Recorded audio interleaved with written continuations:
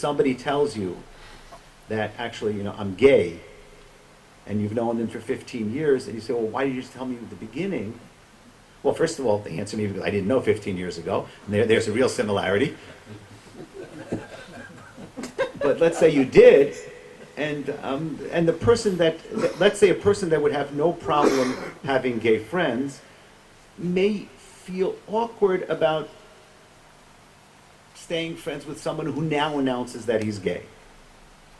And I'm not sure if I understand it psychologically, because I think it's psychological here to the end, but there's something that's disconcerting to a person hearing that a friend is something other than he has said.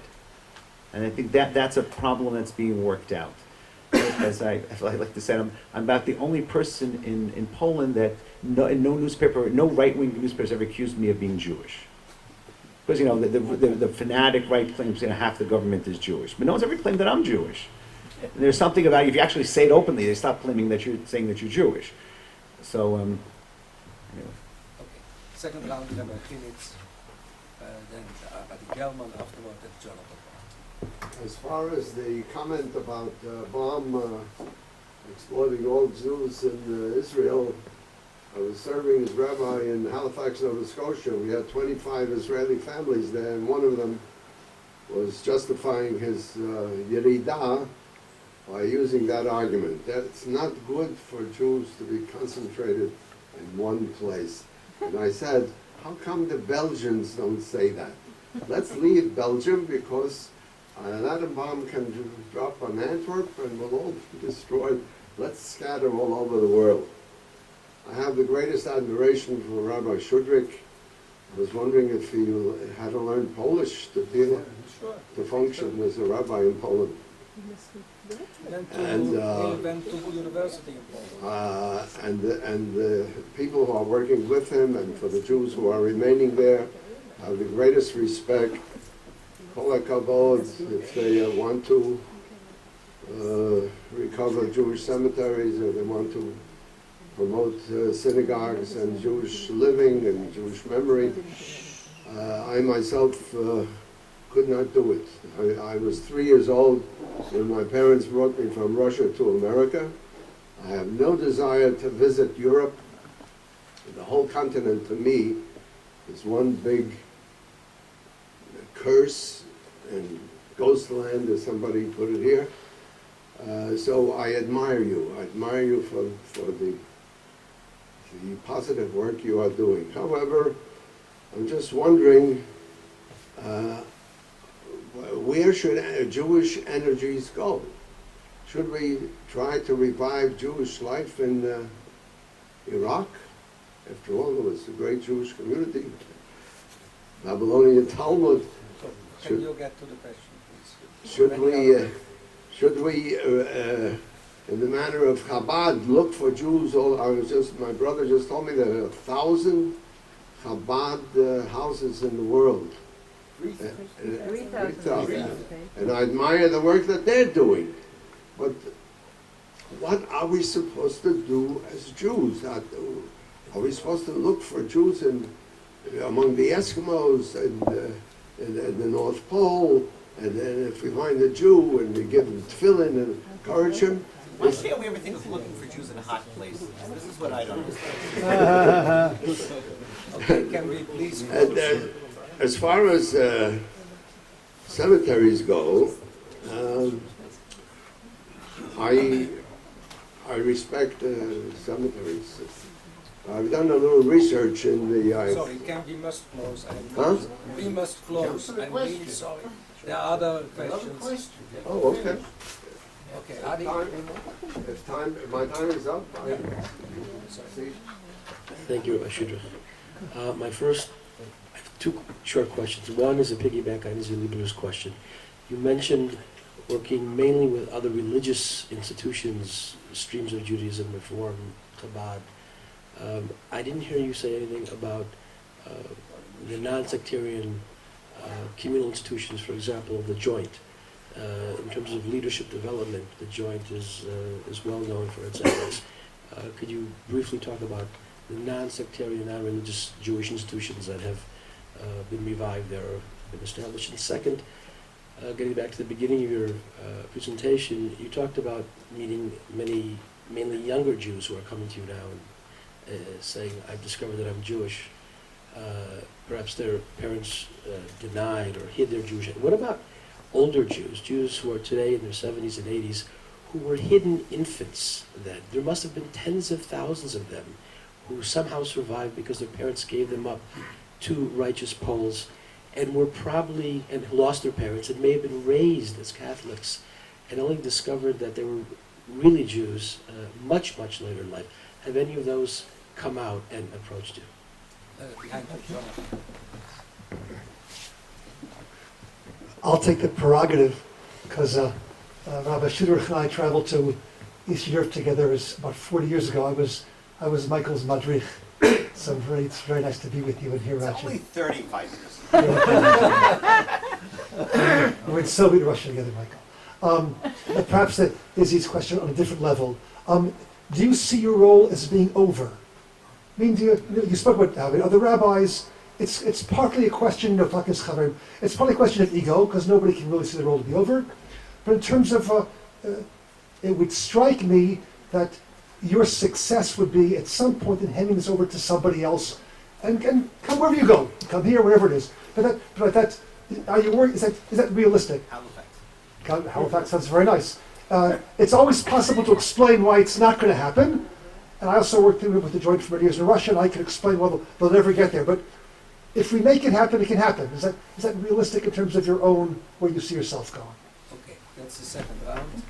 And then we have the third round to okay. Here's the third round. President, yes, I did learn Polish. What's very interesting is that the Poles think I speak Polish very well, and the Jews think I speak Polish horribly. It's perhaps reflective of other things rather than my Polish ability. I've always believed that our work in Poland is to revive Jews, not necessarily Jewish community. In other words, to give an opportunity for those individuals lost to the Jewish world a chance to be Jewish today. We cannot change the numbers of those Jews murdered by Germans and accomplices. We can change the number of Jews lost to the Jewish people, meaning the children and grandchildren, and the Jews themselves that decided it was no longer safe to be Jewish. So my goal is to give them a chance to be Jewish. If they in turn decide that they want to build a Jewish community, that's their decision. But I'm into rebuilding Jews, not necessarily Jewish communities. I could speak a lot longer on that, but that's to the point. Now, thank you about the question about other organizations. In part because I think I spoke more about that 2 years ago. So hopefully in great brevity. Yes, the Joint has been working in Poland. They had a small break, but they've been there a long time. Doing what it does best is with welfare. Has been also trying to do some things in community leadership training. You also have the Sochnut there. The challenge with the Sochnut, they have to figure out whether or not there are Jews in Poland, whether or not they're supposed to be in education, whether or not there is a Sochnut. So these are other problems dealing with the Sochnut. And then we also have private, individual Jewish foundations. The two main ones, the Ronald S. Lauder Foundation that started there in 1988, and which I worked for 10 years. And then there's also now today, in the last few years, become very active and very very supportive, is the Tad Toby Foundation of San Francisco. It's a small shtetl. It's near Philadelphia. It's from the Frisco Kid. It's a great movie. And Tad Toby himself, just in 30 seconds, was born in Poland. I forget. He grew up between Krakow and Warsaw. And I believe when he was 8 years old, in August of '39, it's one of these stories, his parents were in New York on business and visiting the World's Fair. Were already, well-to-do. And they saw that this is not good, what's going on, and sent back message, take our 8-year-old to Spain and put him on a boat. And he left Krakow in August of 39. One of those stories. And they ended up in San Francisco, and he did quite well. And for years had nothing to do with Poland. About 5 years ago, he said, I ought to do something for the Jewish community of Poland. Has become very supportive. Other organizations that we deal with is, well, we also do get some support from the World Zionist Organization, through Rabbi Wasserman, Shavei Yisrael, which is a very dynamic, if not also controversial organization, is very helpful. And so it's not only that. And so I basically, anybody who wants to work with me, I'm pretty much willing to work with them. It's my philosophy. On the question of also actually the people themselves coming back, not only the children and grandchildren, we are beginning, what's interesting is often, at least what I have seen, is that the kids or grandkids get interested, and then the actual survivor sometimes becomes interested also. What about people who didn't know they were Jewish Okay. until they were 75? I'm getting there pretty good. Okay. Then you have the hidden children, which I spoke about, I think, 2 years ago, much more in depth. So very quickly, in 1991, I think it was 91, there was a conference held in New York. It was at that point sponsored by the ADL for hidden children. And they came to the Ronald S. Lauder Foundation, to Rabbi Besser and myself, and they said, find us people in Poland. And at that point, Rabbi Besser knew 4 hidden children. He said, Michael, go meet them. So I met with them, and I said, bring me more. So on a budget of 12 people, we brought 19 hidden children from Poland, 2 from the Czech Republic, and 3 righteous Gentiles. I still have no idea how I did it. I probably have outstanding bills. And from that group of 19 grew an organization which today has, at its height, had 800. Now they're starting to pass away, so it's probably about 750. But these are 750, 800, exactly the cases that you're talking about. I don't know if a third of them, maybe more, didn't know they were Jewish at the end of the war. It's very simple. If you were 3 or 4 or older, you knew you were Jewish. If you were less, you didn't. This is, it's a simple statistic. As they say, it ain't rocket science. Now, if someone was given away at the age of 5 and was 8 at the end of the war, where were they supposed to go? They were supposed to go to the local Sochnut agency and make aliyah. They stayed with the family that risked their lives to save them. And what happened was in 91 and 92 and 93, when these people started coming, we made the organization, they knew there were others, many, it's an elusive word, many, more than one might have thought that they were the only person like that in Poland. Mm-hmm. And so this has really become, and it's phenomenal for me to see this, because I was privileged to be there at the beginning, that it's become their family now. And I see it at funerals, and I see it on Simchas Torah, and I see it that on every Sukkot I have a lunch for them, and we have other things for them, and they meet all the time, and they really become their family. So yes. They were raised as Catholics. Yeah, 99%. Let's put it this way: if you wanted to give away your child to save them, you wouldn't give them to a nice Catholic family. And there are all the kinds of stories, but yes, that is going on. And thank you, Rabbi Porath, who really was my madrich. And first, I just want to congratulate you for surviving me 35 years ago. It wasn't easy, Michael. But just look, was it worth it? Was it worth it? But I have to say that I have always attempted to remain very patient with wild kids in summer programs, because I said, I remember. So if you want to, I can tell you all the things that you don't know that I did. Besser nicht zu wissen. All I can say, all your wild kids from 35 years ago should turn out the same way. But to your question, I have said on more than one occasion, when I'm truly successful, I will no longer be necessary. And I've referred to the 2 young Polish rabbis that are now working in Poland as my retirement plan. yes, the reality of what happens, and perhaps this is ego also, is that as I pass on certain duties to others that I used to do all the time myself, and I pass it on to others, it gives me the opportunity to do things that I haven't been able to do before. And perhaps they're not so important, but for example, going to towns to visit with the mayors, the cemeteries. It needs a certain kind of sensitivity. What also helps, which is, I can't think of any modest way of saying it, but when they see you on television and the newspapers, it really helps, because it gives you a personality then, and they want to meet you and they want to make you happy, which is I think very silly, but that's the way the world works.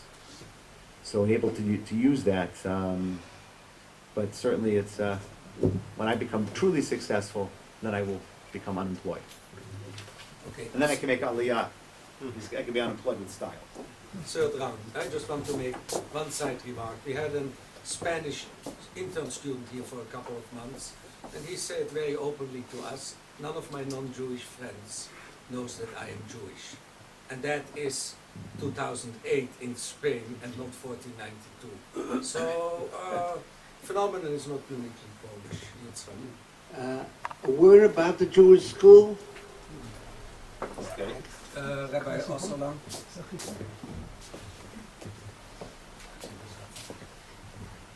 Thank you, Rabbi Schudrich. Nice to see you again. And I know your topic wasn't the whole community, but just a word to make sure people appreciate that Beit Warshawa is, as you say, the normalization of community, the rise and growth of progressive Judaism and the programs for families and education. It just reinforces what you're saying, that there's a variety of needs in Warsaw and in Poland in general, and I think it's good that there are the options that the whole world makes available to the Jewish community, that these options are also available in Poland. The question is, how do you see breaking out of the old molds where communities, unfortunately in Europe, don't have dialogue between the variety of religious approaches? There's tremendous walls that divide Jewish religious life in Europe. And here, with you being the New York Western open-thinking person in a community that has potential to start doing things differently, with Rabbi Schumann and having the communal aspect of religious Jewish life available, your comment, I'm there to work with anyone. How do you see working more with the Reform movement to make the limited resources that all of us have even more effective and bring more of the community together? Final question, Avner. Again, I want to join those who thank you for a very interesting lecture. I want to mention, you raised the question of whether the Polish people feel guilt feelings about the Jews, and you said you didn't think so, that there were other reasons why they were so interested in the Jews or Israel and so on. Now, I would suggest to you that there may be a very deep problem of ambivalence here. In other words, I think both the Poles and the Jews know in Poland that the Jews came to Poland as early as the late Middle Ages, that they brought the German language in, which became Yiddish, absorbing Slavic words into it, that the Jews were there in the 17th century. The Jews they ran the estates of Polish noblemen. In fact, if you look at the clothing of ultra-Orthodox Jews, it's very similar to what you see in Poland in paintings of the Polish Szlachta of the Middle Ages, or late Middle Ages. So the ultra-Orthodox Jews may not know that they're wearing the habit of the Polish nobleman, but that is actually a fact. And then there were the Don't ruin Khmelnytsky. their day. I'm sorry? He said, don't ruin their day. No. I'm just mentioning it to us, not to. They know it, they know it. And the Khmelnytsky riots of the 17th century, in which the Jews were targeted instead of actually the Polish noblemen who were oppressing the Ukrainians, as they felt they were, the Cossacks and so on. So there's a very, very long history which lasts perhaps 800 years or more. And then, of course, the Holocaust, in which the Second World War, in which some Poles collaborated with the Nazis and the perpetrators of those murders, and some Poles also hid Jews, as you said correctly, and helped save Jews. So I wonder, in this modern Poland that you are living in, how much of this ambivalence there is for the Jews on the side of Poles. On the one hand, perhaps longing for them, missing them, wanting them, being interested in them. On the other hand, not liking them so much, perhaps.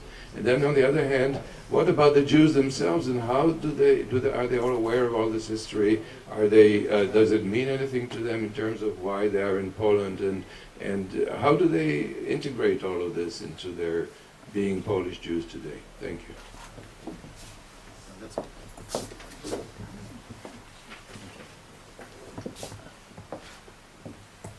A word about the Jewish school.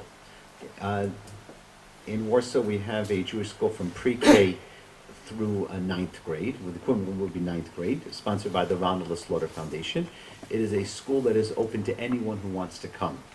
The decision was made in the early 90s that because of this ambivalent, at that point, very ambivalent and fragile Jewish identity, that rather than trying to start checking papers and verifying who is a Jew, who isn't, there was a concern that it would scare people away, so that it was remained, and till today it remains no checking, and probably I would say half the school has Jewish roots.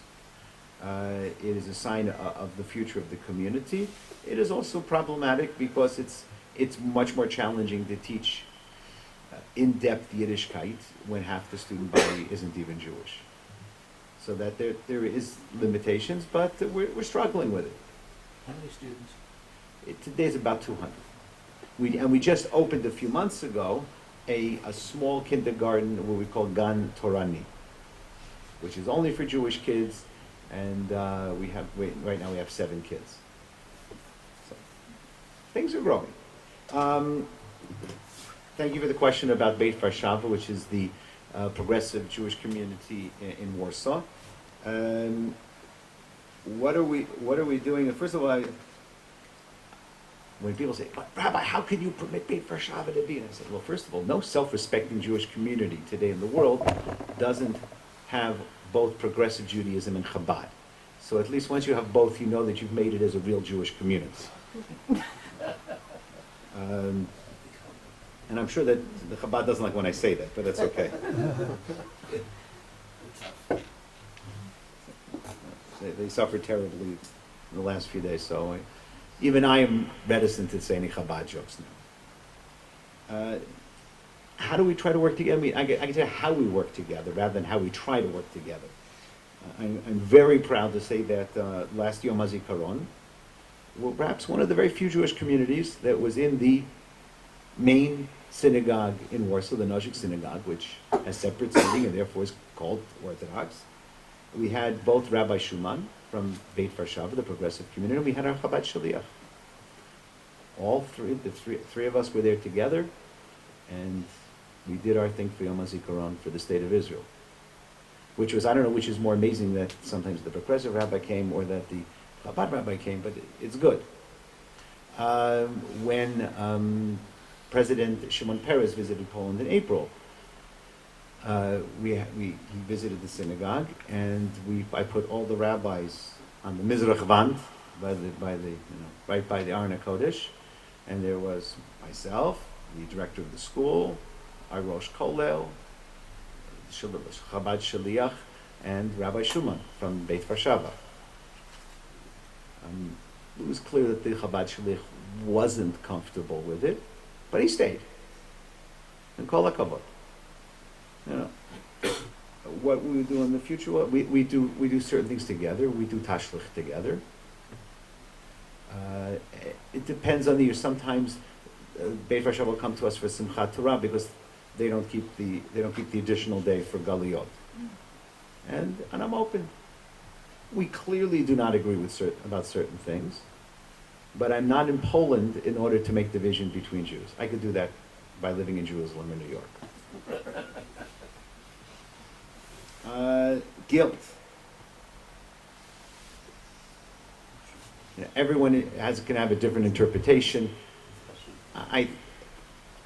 I think that part of what keeps Jews in Poland are several things.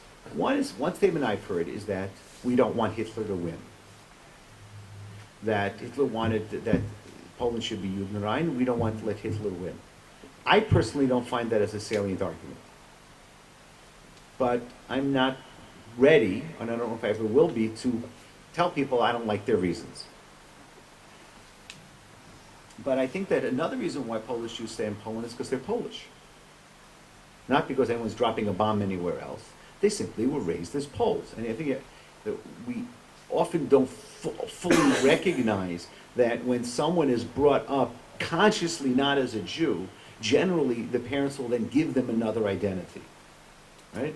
If I'm making sure my child is not a Jew, then I have to make sure that he's something else. And what he's Polish. Now, sometimes he's actually Polish Catholic, sometimes he's Polish with no religious affiliation. And so that they are very tied to the cultural and to the history of Poland. In addition, people my age went through solidarity.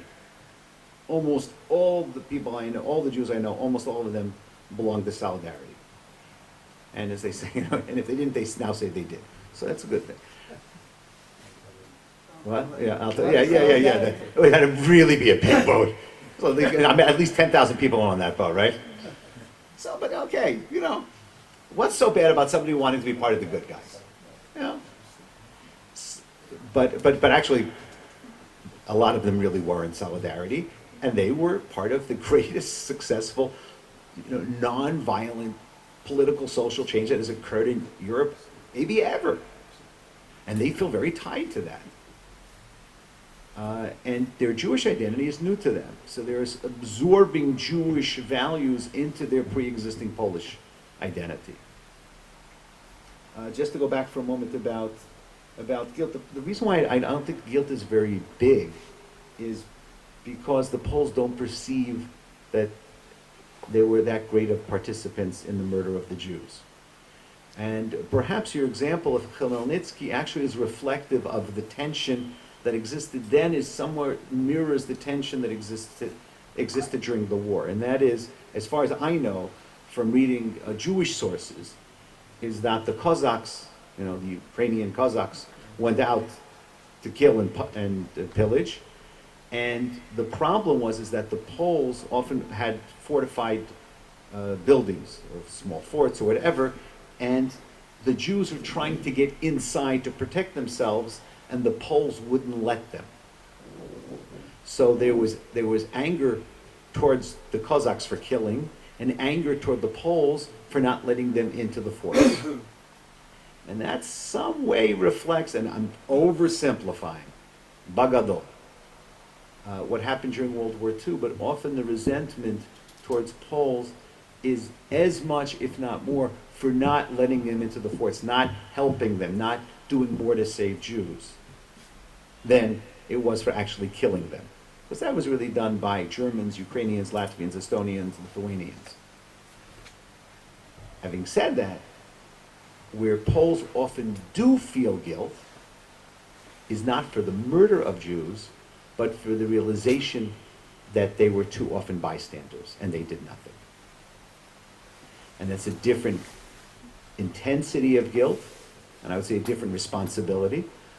But certain key people like Professor Bartoszewski and others speak about, and Kropotnicki, the mayor of Łódź, speak about the responsibility of being a bystander.